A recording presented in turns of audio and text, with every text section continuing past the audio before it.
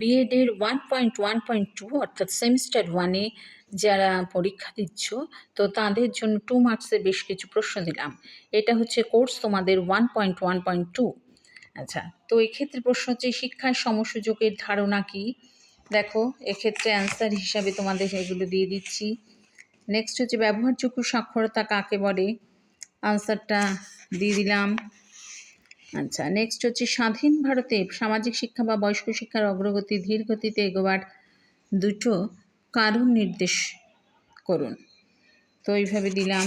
আচ্ছা, নেক্সট হচ্ছে সার্বজনীন শিক্ষার কয়েকটা সমস্যা। দেখো, নেক্সট সার্বজনীন প্রারম্ভিক শিক্ষার সাফল্যের জন্য কয়েকটা গুরুত্বপূর্ণ পদক্ষেপ, অর্থাৎ যদি 2 মার্কসে আসে তাহলে তোমাদের দুটো কিন্তু দিতে হবে। নেক্সট নারী শিক্ষা সম্পর্কে জাতীয় শিক্ষানীতি, এক্ষেত্রে দুটো সিদ্ধান্ত বা দুটো বৈশিষ্ট্য বলে যাই বলুক।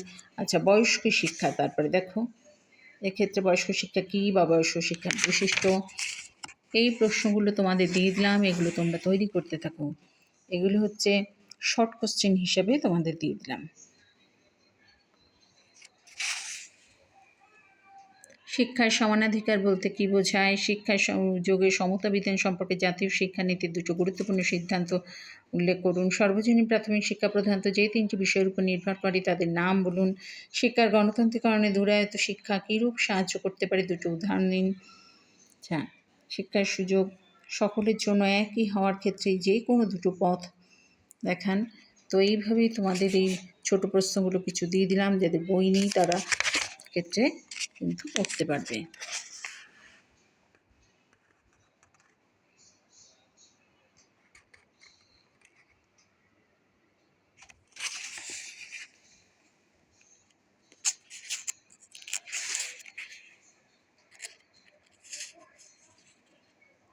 সার্বজনীন প্রারম্ভিক শিক্ষা প্রবর্তনের দুটো প্রধান সমস্যা উল্লেখ করুন। সার্বিক সাক্ষরতা বলতে কী বোঝায়? মোস্ট ইম্পর্টেন্ট প্রশ্ন। তো এইভাবে এই প্রশ্নগুলোকে তোমরা তৈরি করতে থাকো। আর এছাড়া হচ্ছে মান 5-এর এই সমস্ত প্রশ্নগুলো সর্বজনীন শিক্ষার সুযোগের ধারণাটা ব্যক্ত করুন, এই প্রশ্নটাও কিন্তু তোমরা করতে থাকবে। যাদের বই নেই তারা কিন্তু এইখান থেকে এই ছোটো প্রশ্ন হিসেবে এগুলোকে তোমরা তৈরি করতে পারো।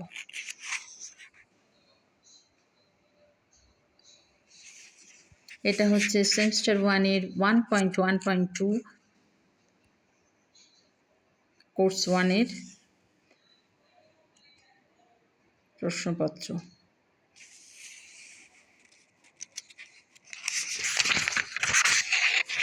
ছোট প্রশ্ন হিসাবে এগুলোকেই দিলাম। শিক্ষার সমসুযোগের ধারণা কি? এটা হচ্ছে বিএডের 1.1.2 এর প্রশ্নপত্র, সেমিস্টার 1-এর 2026-এর প্রশ্নপত্র দিলাম সাজেশন হিসাবে।